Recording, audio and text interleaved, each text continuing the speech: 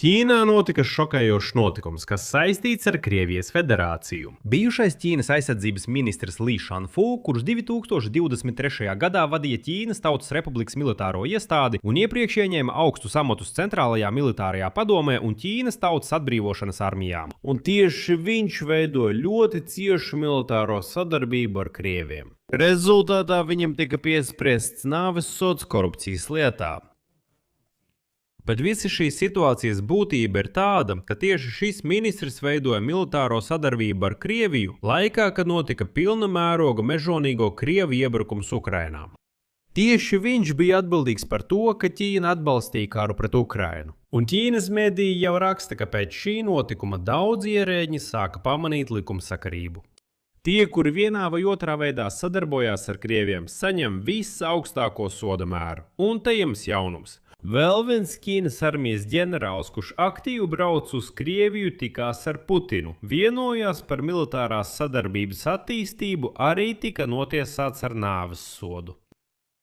Mani sauc Aleksejs Piči, apspriedīsim to kopā, bet pirms mēs sākam, lūdzu abonējiet šo kanālu, nospiediet patīk šim raidījumam un atstājiet jebkuru savu komentāru zem šī video. Tas ļoti palīdz saturam izplatīties YouTube platformā, un es jūs par to būšu pateicīgs. Tātad bijušais Ķīnas aizsardzības ministrs Li Shanfu, kurš vadīja militāro resoru 2023. gadā, pirms tam bija Centrālajā militārajā padomē, ieņēma augstus amatus Ķīnas Tautas atbrīvošanas armijā un tā tālāk.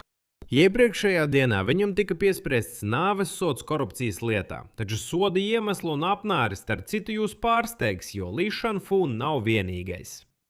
68 gadus vecais Li Shanfu, kuru tomēr uzskatīja par Xi Jinpinga protežē, atzīts par vainīgu kukuļu ņemšanā un došanā, un viņam piespriests augstākais soda mērs ar 2 gadu sprieduma izpildes aplikšanu. Tāpat tiesa uz mūžu atņēma Li Shanfu visas politiskās tiesības un konfiscēja visu viņa personīgo īpašumu. Un būtībā tas ir kā augstākais soda mērs Ķīnā.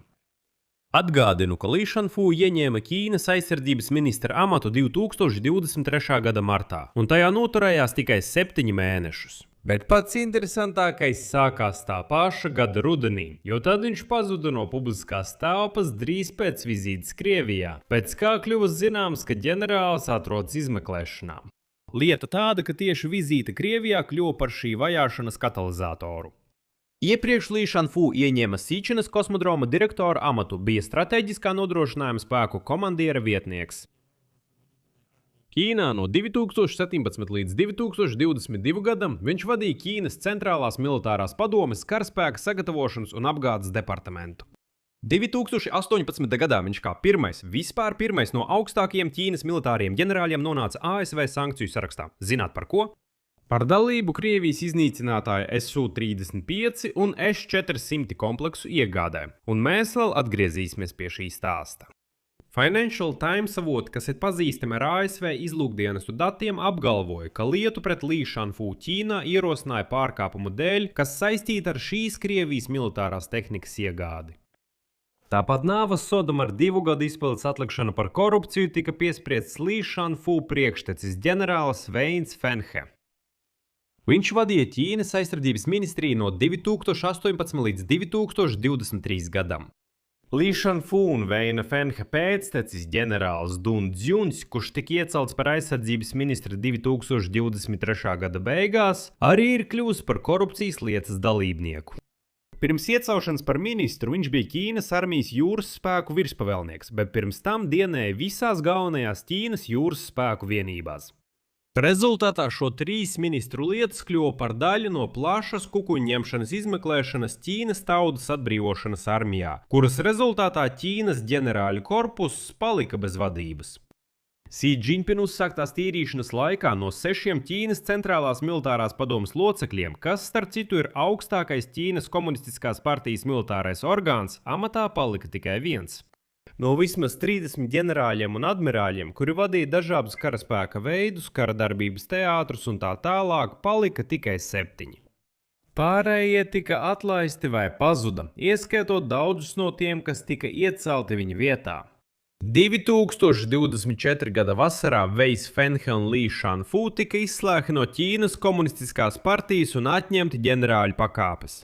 Parasti šie nāves soda ir izpildes atlikšana Ķīnā, tiek aizstāta ar mūža ieslodzījumu bez tiesībām uz apžēlošanu. Un šeit ir ļoti svarīgi pastāstīt kaut ko interesantu un intriģējošu. Li Shanfu savā laikā kļuva par Krievijas-Ķīnas militārās alianses simbolu, vēl pirms kļuva par aizsardzības ministru. Būdams iepirkuma departamenta vadītājs, viņš uzraudzīja galvenos darījumus, kas stiprināja Krievijas aizsardzības nozari. Su-35 iznīcinātāju un S-400 sistēmu iegādi. Par to viņš kļuva par pirmo amatpersonu pasaulē, pret kuru ASV ieviesa sankcijas sakarā ar saistībām ar Maskavu. Runa ir tieši par pirmo ķīniešu amatpersonu. Un tagad tieši šajos darījumos tika saskatīta korupcija.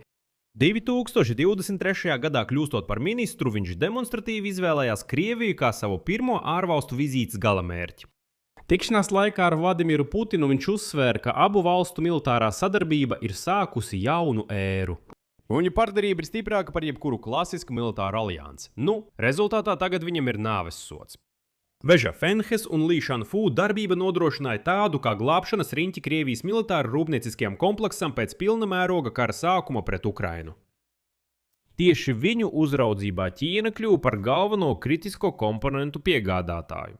Aptuveni 90% visas mikroelektronikas, ko Krievija izmanto spārnoto raķešu un tanku izgatavošanai, tiek piegādāta no Ķīnas. Tieši šīs ģenerāļu pāris panāca, ka Ķīna nodrošina apmēram 70% darba galda importa, kas nepieciešama Krievijas ieroču ražošanai.